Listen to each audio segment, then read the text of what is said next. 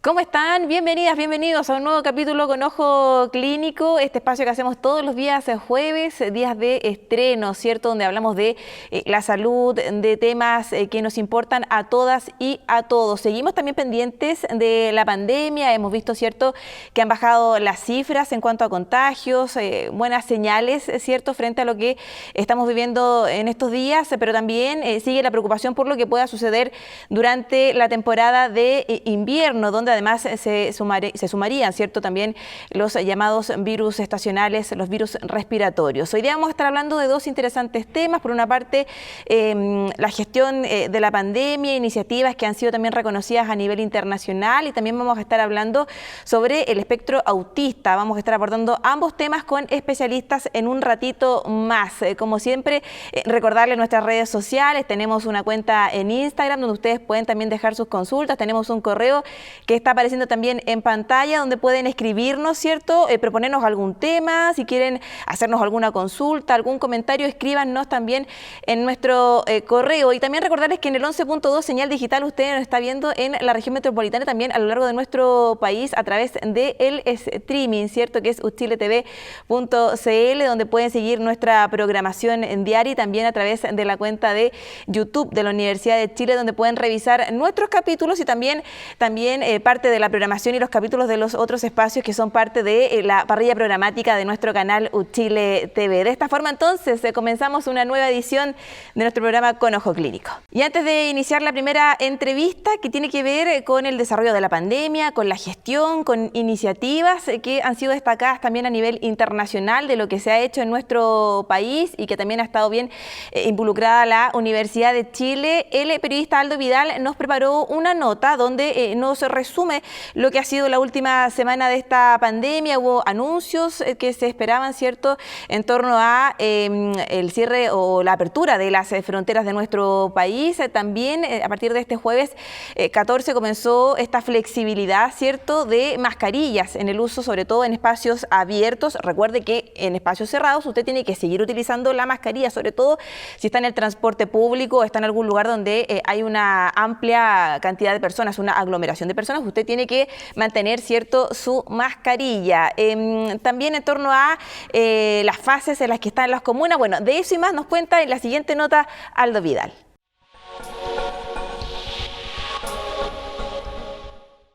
Estos son algunos de los hechos más relevantes relacionados con la pandemia ocurridos durante los últimos días. El Ministerio de Salud dio a conocer las etapas en las que se encontrarán las comunas del país en el nuevo plan Paso a Paso.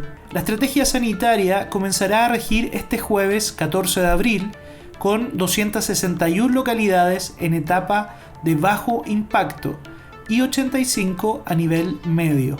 Es decir, en la gran mayoría del país, el uso de la mascarilla no será obligatorio en espacios abiertos donde se pueda mantener una distancia física mayor a 1 metro. En espacios cerrados, su uso seguirá siendo obligatorio. El MinSal también presentó las nuevas medidas para el control de las fronteras nacionales. Según explicaron las autoridades, el nuevo plan de fronteras constará de 3 alertas en base a la circulación de variantes a nivel internacional y comunitario. Así, desde este jueves 14, todos los pasos que ya están abiertos entrarán en alerta 1, es decir, una etapa en que no se contempla restricción de viajes y los casos confirmados y contactos dentro del vuelo deberán aislarse de acuerdo a la normativa sanitaria general. El formulario C19 será obligatorio y se recomienda contar con un test diagnóstico antes de viajar. En tanto, la homologación de las vacunas es voluntaria para viajeros no residentes. Desde el 1 de mayo, todos los otros pasos fronterizos serán abiertos y contarán con estas mismas medidas.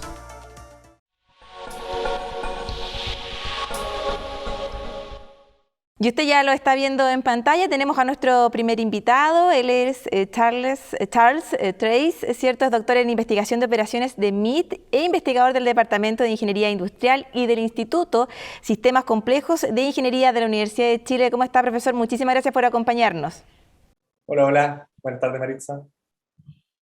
Profesor, bueno, hace poquitos días, ¿cierto? Hubo un premio bien relevante que recibió la Universidad de Chile. Estamos hablando de este premio que entregó el Institute for Operation, Research and the Management Science, ¿cierto? La más grande asociación de ciencias para las decisiones y datos, que otorgó una distinción bien importante. Primero partamos por eso, ¿cierto?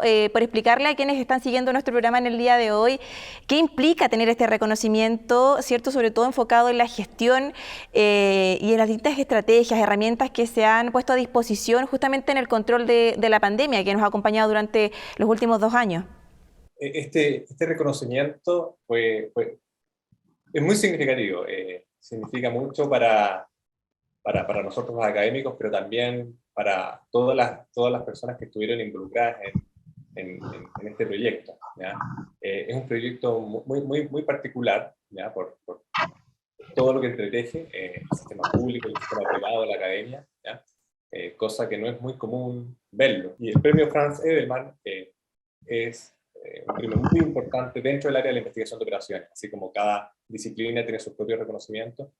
Esta es una de las que existe en la investigación operativa y es muy reconocida desde hace ya muchísimos años, desde que existe, diría yo. Así estamos hablando, justamente usted lo decía, de este premio, ¿cierto? Franz Edelman 2022, donde, claro, fueron ahí también reconocidos el análisis que se hizo avanzado, la investigación operativa, ciencia administrativa, justamente para mejorar la respuesta que nuestro país pudo hacer frente a la pandemia. Puntualmente hablemos del Instituto, ¿cierto?, de Sistemas Complejos de Ingeniería, el ISI, que es parte de la Universidad de Chile. Bueno, desarrollaron varios proyectos, ¿cierto?, que fueron premiados en esta distinción. Vamos hablando, ¿cierto?, de estos proyectos. Hay uno particularmente, ¿cierto?, en el que usted estuvo bien enfocado, que es en la búsqueda activa de casos. Cuéntenos un poquito en qué iniciativas estuvieron trabajando en este tiempo y que fueron justamente reconocidas por este premio. La postulación, ¿cierto?, consistía en 4 pilares fundamentales, que son proyectos que se llevaron a cabo, donde prácticamente casi todas se trabajó con datos de movilidad. El primer pilar tenía que ver con la movilidad, la segunda arista tenía que ver con la búsqueda activa de casos, ¿ya? Donde se va a buscar, ¿no es cierto?, casos asintomáticos a lugares públicos, ¿ya?, con el objetivo de encontrar la mayor cantidad de asintomáticos que andan, ¿no es cierto?, por ahí dando vueltas. Después, en tercer lugar, se tiene el manejo de la capacidad de camas UCI, ¿ya? Y por último, el último pilar es el de cero prevalencia, en donde se hizo un estudio serológico a nivel nacional, se identificó la respuesta de anticuerpos hacia el virus, lo cual entrega información acerca de qué tanto nos protegen las distintas vacunas, ¿ya?, generan los anticuerpos. Y esto ayudó a tomar decisiones con respecto a la dosis de refuerzo. Ese sería como un gran resumen, ¿ya? Profesor, ¿cómo estos temas, usted está hablando, ¿cierto?, de el uso de camas UCI, el levantamiento también en datos de movilidad, vigilancia de anticuerpos por las vacunas, la búsqueda activa de casos, ¿cómo estos temas, ¿cierto?, fueron o siguen siendo estratégicos para enfrentar una pandemia con las características de lo que hemos vivido los últimos 2 años? Cómo también la universidad pone a disposición, ¿cierto?, a sus académicos la investigación en el servicio, ¿cierto?, finalmente a la ciudadanía, a la gente, y cómo la relevancia justamente de haber abordado estos temas y que son muy importantes para el control de esta pandemia. La universidad juega un gran rol, pero digamos aquí cada parte provee de un insumo que es fundamental. Y sin Claro, se trabajó con otras instituciones también, pues. Exacto. Entonces, de alguna manera, todas las instituciones teníamos como objetivo, ¿no es cierto?, poder enfrentar de mejor manera esta pandemia y que se pueda ayudar de manera científica a tomar las mejores decisiones. Y, por ejemplo, cuando hablamos de la universidad, no estamos hablando solamente de la Facultad de Ciencias Físicas y Matemáticas, también estamos hablando de la Facultad de Medicina de la Universidad de Chile, ¿sí? Es una amplia gama como de labores que se requiere hacer.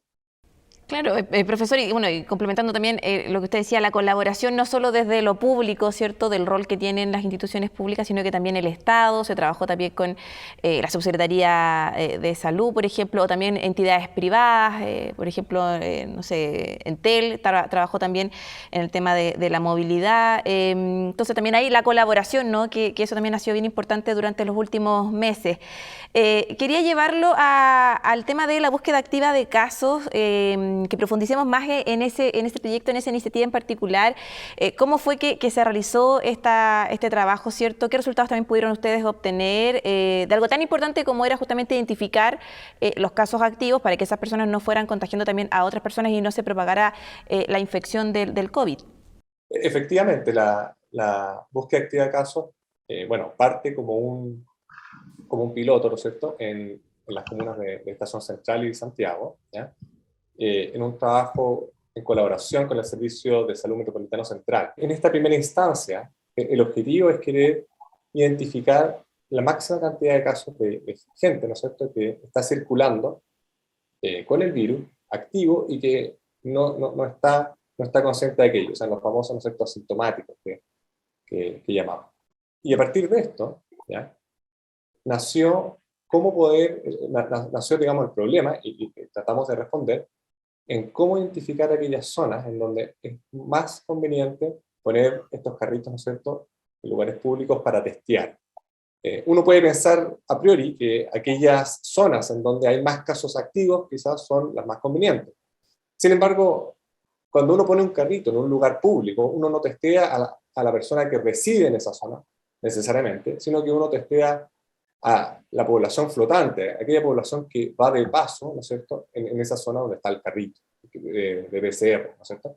Entonces, lo que se desarrolló fueron unos mapas de calor, ¿ya?, en donde se identificaba, y bueno, cuantificaba numéricamente, ¿no es cierto?, cuáles son aquellas zonas, cuando hablo de zonas, son zonas censales, en donde es más conveniente ir a testear gente que está, ¿no es cierto?, de paso por esa zona, ¿sí? Entonces, así se construye el índice BAC, que llamamos, y es un índice digamos, conjuga dos elementos. El primer elemento es que haya alta positividad de la gente que está circulando, y el segundo elemento es que queremos que haya alta densidad de los individuos que circulan. Esto se puso a disposición en mapas de calor, ¿ya?, que las diferentes Ceremis de todas las regiones del país tienen acceso. Entonces, cada Ceremi, ¿ya?, podía ver, ¿no es cierto?, en esta plataforma de visualización,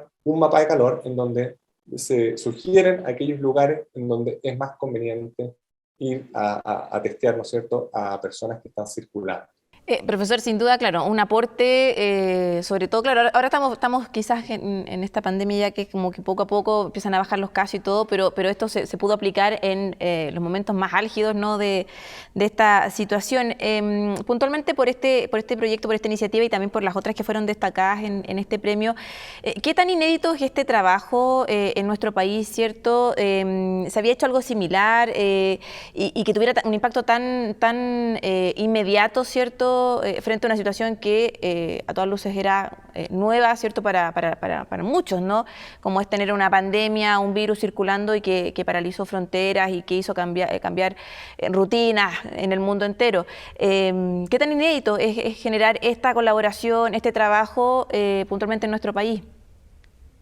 En cuanto a la búsqueda activa en sí, yo creo que la pandemia nos puso enfrente una problemática y con una dimensión que no hemos visto antes. O sea, no quiero decir que no haya ocurrido en la existencia, ¿cierto?, del ser humano. Se ha ocurrido, pero no a una escala ni en una temporalidad contemporánea de las últimas décadas, ¿cierto?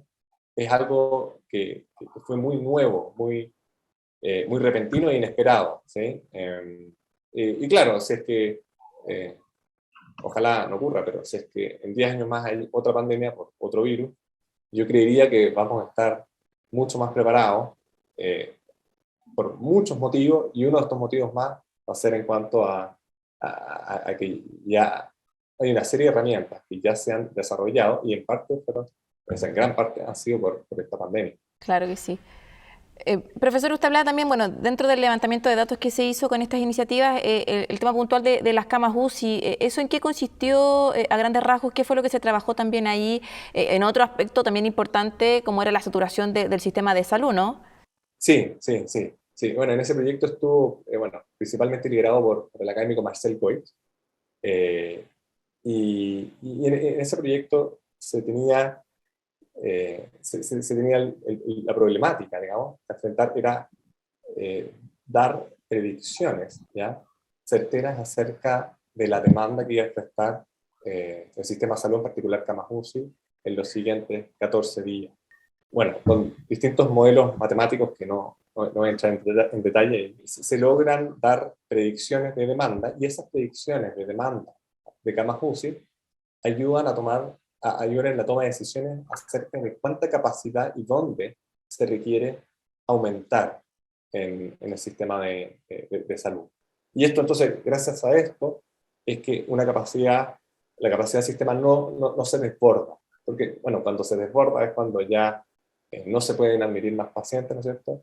Y empieza este problema, ¿no es cierto?, famoso problema de la última capa. Profesor, ya bueno, nos quedan poquitos minutos para ir cerrando, pero antes poner en contexto también qué implica tener este reconocimiento Franz Edelman 2022, cómo también esto genera ciertos vínculos a nivel internacional, poder también posicionarse frente a otras instituciones y reiterar esto de la colaboración, ¿no? Que se da en el mundo privado, el mundo público también y distintas organizaciones, para que también quienes siguen el programa entiendan el contexto en el cual se da este reconocimiento, que no es menor. Para que no se me vaya, este reconocimiento fue obtenido por académicos de la Universidad de Chile en el año 98, ¿sí? Para que no se nos pase el dato. No es primera vez que se obtiene. Destaco además el nivel de la competencia. Por ejemplo, dentro de los competidores está General Motors, Janssen, US Census Bureau, Merck Animal Health, o sea, todas son compañías multinacionales, digamos, de gran prestigio y tamaño, ¿ya? Entonces, eso yo diría que pone en perspectiva lo que significa además haber obtenido este premio, tanto por lo que se hizo y tanto también por el nivel de la competencia a la cual enfrentábamos. Así es, profesor. Bueno, le queremos agradecer estos minutitos por ser parte de nuestro programa, ¿cierto?, por compartir con nosotros esta experiencia y, bueno, también de parte de todo el equipo de Con Ojo Clínico, felicitarlos y a todos quienes fueron parte de estas iniciativas, ¿cierto?, que han contribuido y ayudado, ¿cierto?, en el control de esta pandemia. Muchas gracias, Maritza. Ha sido un gusto. Que le vaya muy bien, que esté bien. Chao, chao.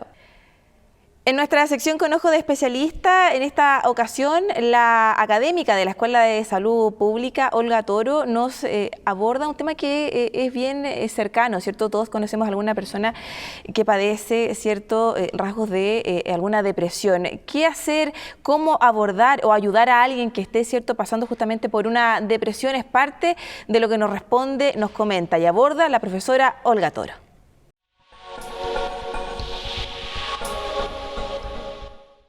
La depresión es un cuadro del ánimo, esto quiere decir que nos afecta el ánimo y se puede observar en que miramos a esa persona un poco más triste, más desconcentrada, es probable que esté más aislada, es decir, que antes participaba en muchas de las actividades que hacíamos en conjunto, pero ahora tú observas que se está aislando, está preocupado la mayor parte del tiempo, e incluso podemos sentir que está sin ánimo de vivir, ya no disfruta las cosas que disfrutaba antes, la mayor parte del tiempo, y por lo tanto su ánimo completamente decayó.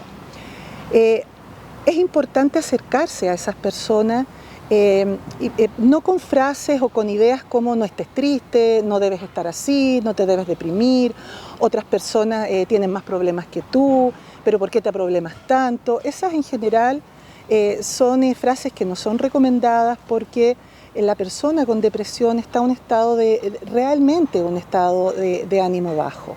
Es preferible acercarse con disposición como te he visto preocupado, te he visto desanimado, quizá yo pudiera ayudarte, te parece que conversemos, quiero que sepas que no estás solo o sola, que yo estoy aquí para acompañarte, si necesitas conversar, yo estoy aquí. ¿Crees que estás en condiciones o te gustaría que pudiéramos ir juntos a médico o a alguien que nos pueda ayudar? Porque no te veo bien y no me gusta verte así, pero entiendo que estés así. Esas son aproximaciones que ayudan a la persona con depresión a reconectarse con una posibilidad de esperanza, de apoyo y de salida de su estado de ánimo.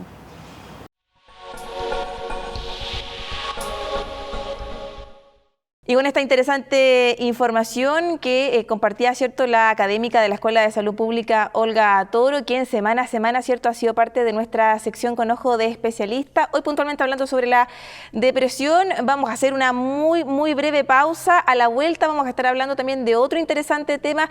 Usted no se separe de nuestra compañía. Ya regresamos con Ojo Clínico.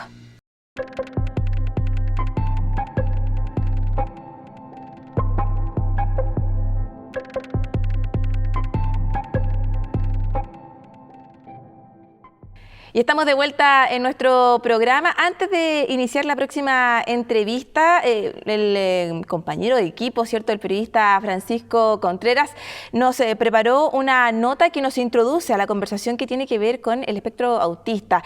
Vamos a revisar primero la información que nos trae Francisco y ya a la vuelta nos acompaña un especialista.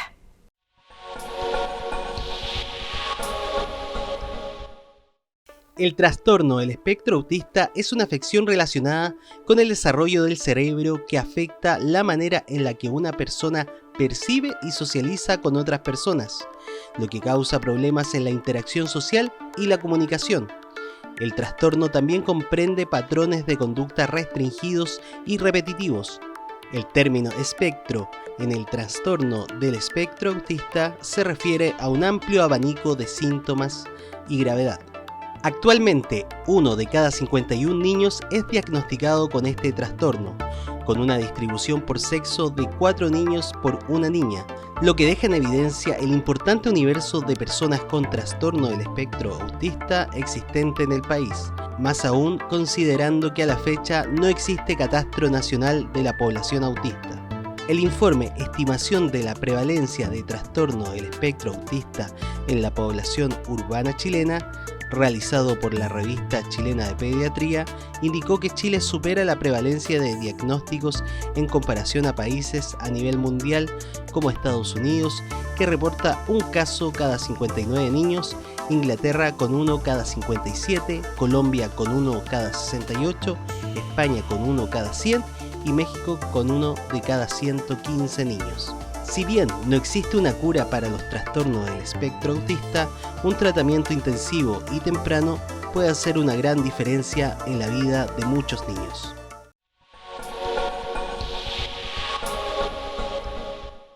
Y en esta segunda parte de nuestro programa nos acompaña Lilia Ciervo. Ella es educadora diferencial, directora de la Fundación Apoyo Autismo Chile y también directora del Diplomado en Inclusión Educativa y Social de Personas con la Condición del Espectro Autista de la Universidad de Andrés Bello. Voy a decir Universidad de Chile, estoy demasiado camiseteado hoy día, no. Universidad Andrés Bello. Lilia, ¿cómo está? Muchísimas gracias por acompañarnos. Hola Maritza. Un abrazo grande a todas las personas que nos escuchan. Eso, a todos quienes nos escuchan y nos ven hasta ahora por Chile TV. Lilia, lo primero, partir explicando a qué nos referimos cuando hablamos de TEA, ¿cierto? Este trastorno de espectro autista. ¿Cuáles son los términos correctos en los cuales tenemos que nosotros, ¿cierto?, movernos y qué significa justamente el espectro autista? Ya, a ver, la terminología o el uso utilizado y que hemos llegado a un acuerdo a nivel internacional desde el punto de vista de clasificación diagnóstica es trastorno del espectro autista. No obstante, dentro de distintas comunidades hemos preferido utilizar el término condición del espectro autista. Incluso se habla mucho también de condiciones del espectro autista.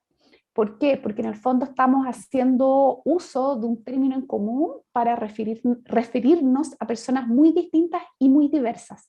Nunca vas a encontrar a una persona con la condición del espectro autista igual a otra, pero sí tienen aspectos en común que comparten todas las personas del espectro autista. ¿Cuáles serían esos aspectos que comparten? ¿Qué caracteriza, cierto, a una persona que tenga estas condiciones de espectro autista o este trastorno de espectro autista? Las personas con condición del espectro autista tienen aspectos en común que tienen que ver con dificultades en el área de la comunicación social y además intereses restringidos, repetitivos y estereotipados. Todas las personas con esta condición, hombres o mujeres, con o sin discapacidad intelectual, mínimamente verbal o con un lenguaje amplio, tienen estos aspectos en común. Ahora, ¿qué es lo que diferencia entre uno y otro? Las personas, finalmente, las diferencias tienen que ver con, por ejemplo, la necesidad o la intensidad de ese apoyo. Una persona que está dentro del espectro autista, que tiene asociado, por ejemplo, discapacidad intelectual, la intensidad de ese apoyo va a ser mucho más intenso, ¿cierto?, que una persona que no tiene asociado, por ejemplo, discapacidad intelectual. O una persona que es mínimamente verbal, la intensidad del apoyo va a ser mucho más intenso que una persona que tiene un lenguaje fluido. No obstante, van a tener aspectos desde el área, por ejemplo, social, aspectos en común, ¿ya? Pueden ser dificultades para socializar, o de pronto les puede costar o resultar difícil tener amigos, o a veces esos acercamientos, puede querer acercarse, pero a veces falla en esos acercamientos, o pueden ser a veces acercamientos un poco inusuales, o a veces un poco raros o extraños, a veces falla, o chicos que simplemente tienden a aislarse porque no comprenden ese contexto o esas situaciones sociales. Entonces, este espectro es amplio, desde chicos que de pronto les encanta socializar, pero pueden ser un poco torpes en esos acercamientos, o chicos que simplemente, niñas o niños, jóvenes o adultos, que de pronto les resulta muy difícil, muy complejo y prefieren apartarse un poquito porque ese contexto les parece muy confuso y provoca finalmente miedo o ansiedad. ¿Qué tan importante es, Lilia, tener un diagnóstico a tiempo? Hoy, ¿cierto? Se habla más del trastorno con espectro autista, ¿cierto?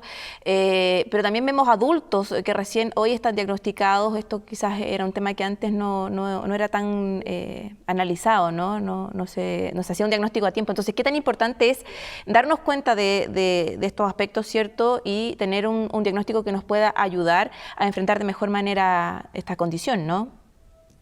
A ver, los estudios y la evidencia nos dicen y nos señalan que hoy el diagnóstico temprano y la atención temprana sin duda van a marcar una diferencia. No queremos que nuestro hijo, de alguna manera no estamos negando, ¿no es cierto?, su condición al momento de la atención temprana. Nuestro hijo va a seguir siendo nuestro hijo o nuestra hija maravillosa y esa persona que tanto amamos, pero lo que queremos es poder disminuir, ¿no es cierto?, las diferencias en relación a los niños o niñas de desarrollo típico. ¿Ya? ¿En qué aspecto? En el área de comunicación o en aspectos cognitivos. Entonces, mientras más temprano comencemos a trabajar, vamos a reducir esa diferencia. Ahora, eso en relación a la atención temprana y al diagnóstico temprano. La idea es poder reducir las diferencias en relación a los niños o niñas de desarrollo típico. Ahora, ¿qué pasa con las personas adultas que tú comentas, Maritza? A ver, las personas que tienen asociado un buen nivel cognitivo, generalmente niños o niñas, tienen un aspecto en común, y es que han recibido el diagnóstico de manera tardía, porque lo visible del autismo es mucho más sutil o menos evidente. Entonces, claro, ahí son niños, jóvenes o adolescentes y adultos que lo han pasado mal generalmente, y viene una historia de una infancia o de un contexto escolar de pronto que pudo tornarse difícil, complejo, y van gatillando en la adultez otros síntomas, o van desarrollando temas de salud mental, por ejemplo, y llegan por ese motivo por primera vez a la psicóloga o al psicólogo o al psiquiatra. Entonces, las personas adultas que tienen un buen nivel cognitivo generalmente tienden a tener un diagnóstico tardío. Ahora, las ventajas es que hoy estamos hablando mucho de autismo, de autismos, ¿no es cierto? Y de esta gran variedad y diversidad que hay dentro del espectro. Por lo tanto, todas esas personas adultas que estuvieron años pasándolo mal, hoy están llegando y son los que, al menos acá en la fundación donde yo trabajo, estamos diagnosticando mayoritariamente a personas adultas. Ve, no es menor ese dato. Lilia, a través de nuestras redes sociales, bueno, dejamos planteada, ¿cierto?, la posibilidad de que quienes nos siguen semana a semana pudieran dejar ahí también sus consultas, y nos llegaron varias preguntas a través de nuestra cuenta @uchiletv. Vamos a revisar la primera. Dice @belencita.perezn, tiene relación un poco con lo que hablábamos recién de cuando uno es adulto, ¿cierto?, quizás no tuvo un diagnóstico a tiempo, tuvo una mala experiencia a nivel escolar. Ella nos pregunta, ¿cómo trabajar con un curso donde los compañeros no saben que hay un niño que tiene justamente un trastorno de espectro autista? ¿Cómo deben actuar también los profesores, las profesoras, las educadoras? Bueno, usted también es educadora, ¿no? Entonces, ¿tiene experiencia en eso? A ver, es un tema complejo porque, a ver, cada proceso y cada familia es un mundo. Hay familias que lo hablan abiertamente y hay otras familias que prefieren mantener y guardar su privacidad, y ese es un derecho también. Ahora, cuando el curso y los compañeros no lo saben, ahí nosotros tenemos una tarea importante que tiene que ver con trabajar valores, ¿no es cierto? Y el respeto. El respeto a la diversidad, el respetar a la otra persona por el solo hecho de ser persona, por ser individuo. Y creo que ahí vamos a tener que abordarlo desde el respeto a la diversidad y a las diferencias, y en cómo nosotros como comunidad educativa vamos promoviendo un contexto mucho más amable y más acogedor para las personas con autismo, pero también para personas, niños o niñas con algún tipo de discapacidad o alguna diferencia. ¿Ya? Ahora, somos todos diferentes. ¿Mm? Claro. ¿No es cierto? Claro. Pero en el fondo, ¿cómo vamos cuidando ese contexto educativo para que sea un contexto amable, más allá del diagnóstico, de la etiqueta del diagnóstico? Que eso es lo que esperamos llegar, ¿no es cierto? Esperamos caminar a eso, que no sea necesario hablar de diagnósticos ni de etiquetas, sino que hablemos de necesidades de apoyo, de diversidad, y ojalá poder cuidarnos, respetarnos por el solo hecho de ser personas. Ahora, cuando es un contexto educativo que sabemos quién de nuestros estudiantes y se habla abiertamente, ahí hay un montón de iniciativas que se pueden ir generando y promoviendo, desde realizar charlas, educar a la comunidad, realizar talleres con los compañeros, con las compañeras, el poner en valor las diferencias, que el ser diferente está bien, que no hay nada de malo con ser una persona autista, que todos somos diferentes. Yo siempre le digo a mis familias que yo soy zurda y mi vida ha estado llena de barreras, pero así como yo soy zurda y he tenido que aprender a ajustarme, pero también he tenido que aprender a utilizar apoyos y recursos para hacer mi vida más amable. Es parte de la diversidad. Así como yo soy zurda, hay altos, hay bajos, gordos, flacos, hombres, mujeres. O sea, la vida está llena de diferencias y de diversidades, y el ser autista es una característica más de la diversidad humana. Tal cual, clarísimo en esa respuesta, ¿no? Como deberíamos también todos vernos y respetarnos. Lilia, tenemos otras consultas también que nos llegan a través de redes sociales para aprovechar, ¿cierto?, de dar respuesta a quienes nos dejaron ahí sus consultas. @evita07 pregunta, ¿qué señales deberían alertarnos a consultar a un especialista frente, claro, a la situación si tengo hijos pequeños y tengo que estar también alerta, ¿cierto?, para que tenga un diagnóstico adecuado? A ver, aquí lo importante es la tarea del pediatra, ¿ya? Estar atentos o atentas a cualquier diferencia en relación al desarrollo típico, ¿ya? Tenemos que saber o reconocer en qué consiste el desarrollo típico, los hitos del desarrollo. Ahora, cualquier cosa que no se esté dando del todo bien, esa es una bandera roja. ¿Mm? Ahora, ¿qué cosas debieran llamar la atención o decir, mira, esto podría ser compatible con el espectro autista? Niños o niñas que no responden al nombre, por ejemplo, les llamo y parece no escucharme, que tiende a jugar, pero no me involucra en el juego, que yo le puedo decir, mira, una galleta, un perro, y no sigue mi dedo, por ejemplo, no sigue mi mirada, que instrumentaliza al adulto, que, por ejemplo, quiere una galleta o quiere abrir la puerta y en vez de hacer eso el niño o la niña, toma la mano del papá o de la mamá o del adulto y lo utiliza como herramienta. Y de pronto los intereses, esos intereses que pueden ser muy restringidos y también muy peculiares. Me gusta jugar solo con los autos y solo con los autos rojos, o me gusta jugar con los pony y tengo muchos pony y solo los colecciono, pero no hay un juego allí. O juegan con partes de los objetos, con las rueditas de los autos o solo con las tapitas. Me gustan los dinosaurios y manejo mucha información de los dinosaurios, pero no hay un juego social allí.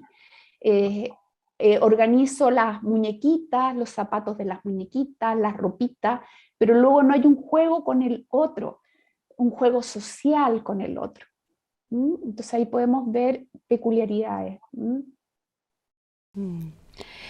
Profesora, otro aspecto también tiene que ver con el tratamiento, ¿cierto? Que sigamos a lo largo de el desarrollo de esa niña, de ese niño o de ese adulto, ¿cierto? Que ya tiene confirmación de que tiene un trastorno de espectro autista. La realidad que hay en regiones y la realidad que hay también en Santiago, buscando, ¿cierto? Información, uno se da cuenta de que en regiones no hay especialistas, de que hay también una carencia de orientación, de ayuda frente a las familias que tienen que hacer frente, ¿cierto?, a esta situación.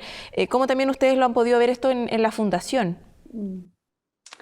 A ver, desde la Fundación, que ya lleva 10 años, se conformó justamente, o sus primeras acciones tuvo que ver con la formación de profesionales, en formar para poder evaluar con instrumentos estandarizados, incluso para poder formar a profesionales en técnicas tan básicas y que tiene que ver con un derecho humano, que tiene que ver con el poder comunicar y el poder comunicarse con sistemas alternativos y aumentativos de comunicación. Me parece que desde hace 10 años atrás hasta ahora hemos avanzado muchísimo, tanto en la formación profesional para el diagnóstico en autismo, como también en la intervención. Creo que hoy el gran reto que tenemos, por un lado, es promover procesos de buena práctica. Y los procesos de buena práctica tienen que ver con procesos de buena práctica en el área de evaluación. El diagnóstico en autismo, el proceso de valoración diagnóstica, incluye un proceso que ojalá esté compuesto por un equipo interdisciplinario donde podamos hacer una valoración completa de la persona, aplicando instrumentos estandarizados, pero además instrumentos para valorar distintas áreas de la persona, cómo está desde el punto de vista cognitivo, desde el desarrollo psicomotor, en el área de la comunicación, el perfil sensorial. Toda esa información nos va a ayudar a confirmar o descartar si la persona está dentro del espectro autista, pero además identificar qué más hay en caso que la persona esté dentro del espectro autista. Preguntar siempre a la familia, recoger información de la familia, información de los otros contextos. Eso respecto a la valoración diagnóstica. Y luego el gran reto está en los apoyos, en la intervención, poner a la persona en el centro, a la familia en el centro, preguntarles a las familias qué es lo que quieren, qué es lo que esperan que se trabaje con su hijo o con su hija, cómo sueñan esa vida futuro para esa hija o ese hijo. Y desde allí todos los esfuerzos, todo lo que hagamos tiene que estar puesto en poder promover la calidad de vida de la persona con una condición del espectro autista y su familia. Y eso también de la mano, y ya para ir cerrando la entrevista, ¿cierto?, con una política pública. Entiendo también que hay un proyecto que se está discutiendo en el Congreso, que poco a poco ha ido avanzando. Si puede también comentarnos al respecto de esa información, ¿no?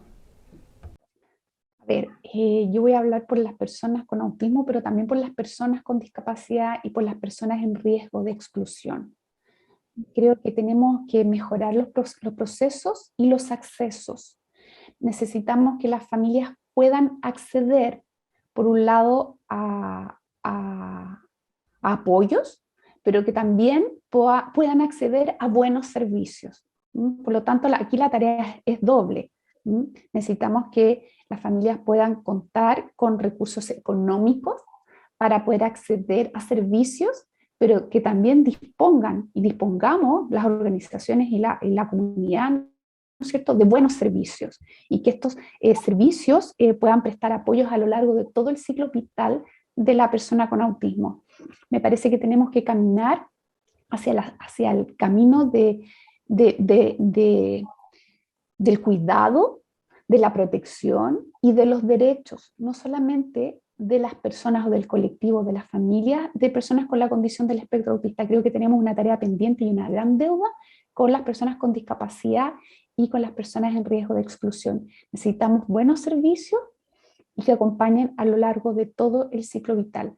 Hoy las personas adultas o las personas adultas, la vejez, no sabemos dónde están las personas adultos mayores, las personas con discapacidad, las personas a medida que envejecen, sus cuidadores también envejecen.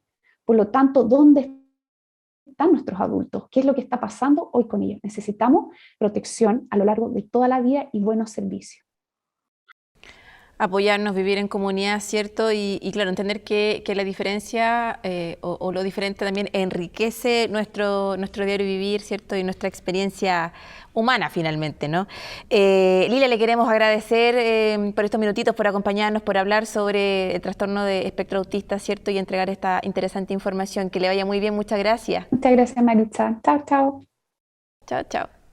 Y en nuestra sección, el dato de utilidad. En esta semana traemos un dato bien interesante. Tiene que ver con la marea roja, los cuidados que tenemos que tener durante la marea roja. Hemos visto, ¿cierto?, en las últimas semanas que se extendieron las alertas por esta situación, por el consumo, ¿cierto?, de pescados y mariscos. Prevenir partiendo, ¿cierto?, por ahí es la consigna, sobre todo en vísperas de Semana Santa. Vamos a estar, ¿cierto?, este fin de semana con celebraciones en Semana Santa, en días que obviamente aumenta el consumo de mariscos y también de otros productos que están relacionados con el mar. Es importante también estar muy atentos a prevenir algún tipo de intoxicación puntualmente con y por la marea roja. Algunos consejos, por ejemplo, bueno, siempre comprar mariscos y también productos del mar que estén en lugares y puestos que sean establecidos, que usted pueda saber, ¿cierto?, cuál es también el manejo que tienen estos productos. En caso de tener algún síntoma, por ejemplo, poner ojo con una sensación de adormecimiento en la lengua, también en la boca, dificultad para poder hablar, para poder, ¿cierto?, en respirar. Tiene que ver también si esto avanza en el resto del cuerpo, ponga atención con ese síntoma. También una sensación de cansancio, algo que no sea normal, pérdida de fuerza, también náuseas, vómitos y diarrea. Son algunos de los síntomas que usted tiene que tener bien presentes a la hora de consumir algún tipo de marisco, ¿cierto?, algún tipo de producto del mar, y justamente usted siente alguna de estas complicaciones, bueno, tiene que recurrir también a un especialista de manera urgente. Si siente también alguna parálisis que se extiende por las extremidades superiores y también inferiores, otro de los síntomas que usted tiene que tener bien en consideración, si es que siente algo de esto que le hemos acabado de contar acá en el programa, bueno, recurra a un especialista, ¿cierto?, para no sufrir de alguna situación o alguna complicación mayor. Ese es el dato de utilidad que le traemos esta semana en Con Ojo Clínico. Y dejamos hasta acá esta edición de nuestro programa Con Ojo Clínico. Estuvimos acompañados de dos especialistas, ¿cierto?, abordando dos temas interesantes, ¿cierto?, en nuestro programa. Como siempre, dejarlos completamente invitadas y invitados para que nos acompañen el próximo jueves, como siempre, a las 19:30 horas. Termina este capítulo, nosotros nos reencontramos la próxima semana y totalmente invitadas y invitados para que sigan la completa programación de nuestro canal UChile TV. Que esté muy bien, muy buenas noches.